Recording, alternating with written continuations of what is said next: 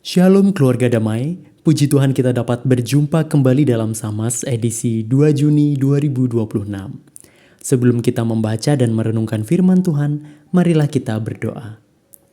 Ya Tuhan yang Maha Baik, kami bersyukur untuk kesempatan mendengarkan suara-Mu pada hari ini. Tuhan tolong bimbing dan tuntunlah kami, supaya kami bisa mendengar suara Tuhan dan melakukan pesan dari Tuhan yang Tuhan berikan untuk setiap pribadi kami. Di dalam nama Tuhan Yesus, kami bersyukur dan berdoa. Amin. Keluarga damai, mengenal tentang Allah Trinitas berarti mengenal tentang Allah Bapa, Putra, dan Roh Kudus. Hari ini kita akan merenungkan tentang Allah Bapa kita dengan bacaan yang terambil dari Ulangan pasal yang ke-33 ayat yang ke-6. Ulangan pasal yang ke-33 ayat yang ke-6. Saya akan membacakannya demikian. Begitukah kamu melakukan pembalasan terhadap Tuhan, hai bangsa yang bebal dan tidak bijaksana?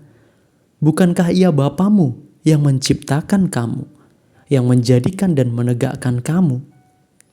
Demikianlah bacaan kita pada hari ini.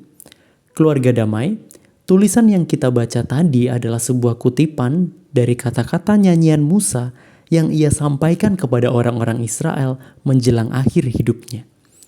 Dan untuk pertama kalinya kita menemukan ketika Allah disebut sebagai Bapa di dalam Alkitab.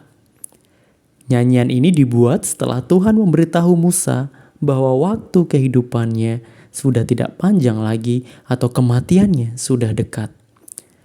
Pada waktu itu Tuhan tidak hanya menyampaikan kepada Musa mengenai masa akhir hidupnya, tetapi juga tentang bagaimana orang-orang Israel ini yang kemudian akan menyimpang dan melupakan Allahnya.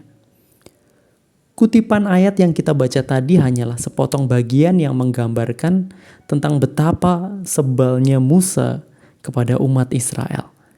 Karena begitu mudahnya mereka melupakan Tuhan. Ia menyebut mereka sebagai bangsa yang bebal dan tidak bijaksana. Ia juga menyadari bahwa kecenderungan orang Israel untuk meninggalkan Tuhan amatlah besar. Pengalaman iman yang mereka dapatkan pada masa lampau itu pada akhirnya hanya menjadi hal yang diingat sementara dan kemudian dengan cepat dan mudah terlupakan. Ketika Musa menyebut Allah sebagai Bapa untuk pertama kalinya dalam tulisannya di Ulangan pasal 32 tadi, ia sedang mengingatkan sebuah bangsa yang sedang tersesat tentang asal-usul mereka. Musa menggunakan 3 kata kerja, yaitu mencipta, kemudian menjadikan, dan yang ketiga, menegakkan.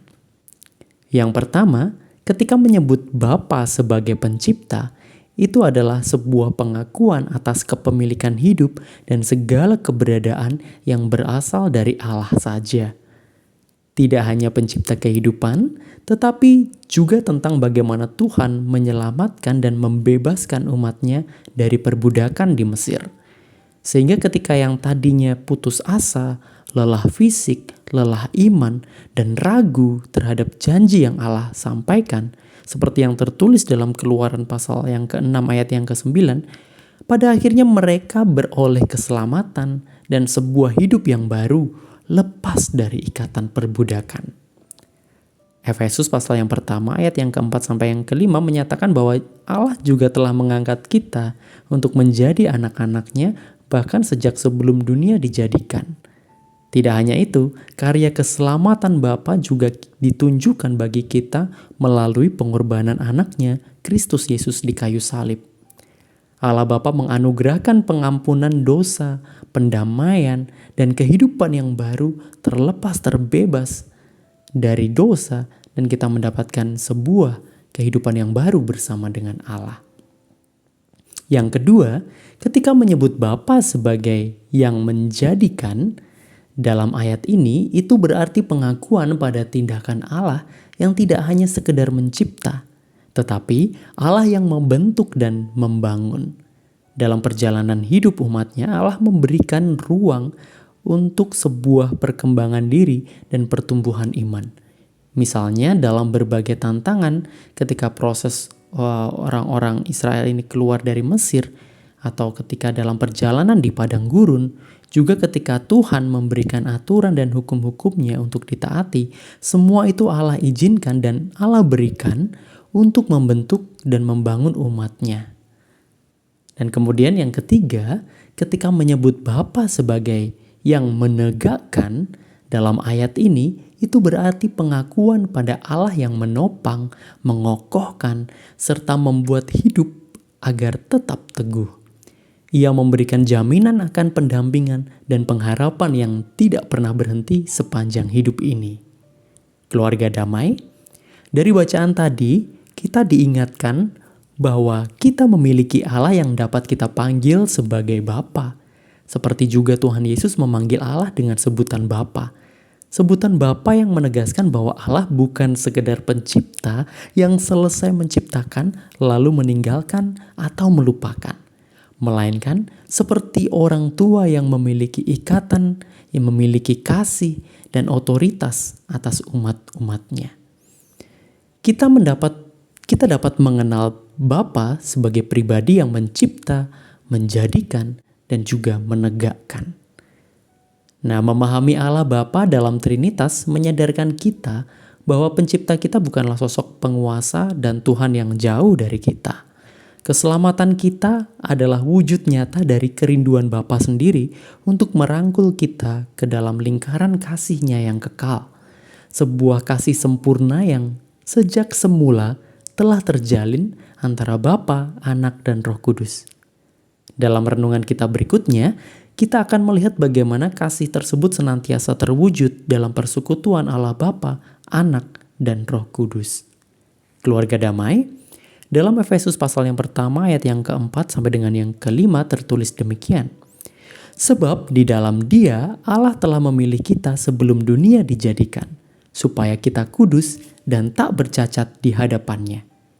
Dalam kasih, Ia telah menentukan kita dari semula melalui Yesus Kristus untuk menjadi anak-anak-Nya, sesuai dengan kerelaan kehendak-Nya. Nah, saat ini kita menyadari hal ini, status kita berubah total. Kita bukan lagi hamba yang melayani karena takut untuk dihukum, melainkan anak-anak yang dikasihi, dirawat, dan dijamin masa depannya oleh Allah Bapa, Sang Penguasa, Pemilik kehidupan, dan pemilik alam semesta.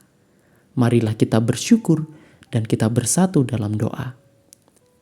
Ya Allah Bapa, terima kasih karena Engkau bukan Allah yang jauh dari kami, dan Engkau bukan Allah yang tidak terjangkau oleh kami.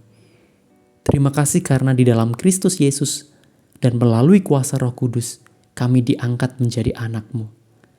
Tolong kami ya Tuhan, untuk tidak tenggelam dalam kekhawatiran, atau ketakutan, melainkan senantiasa mau bersandar pada kasih-Mu yang kekal, yang merancang hidup kami, menebus kami, dan yang menopang kami selalu. Terima kasih ya Tuhan, dalam nama Kristus Yesus kami bersyukur berdoa. Amin. Keluarga damai, demikian Samas kita pada hari ini. Selamat mengingat dan mempercayakan hidup kepada Allah Bapa, Sang Pencipta, Pembentuk, dan Penjamin hidup kita. Amin.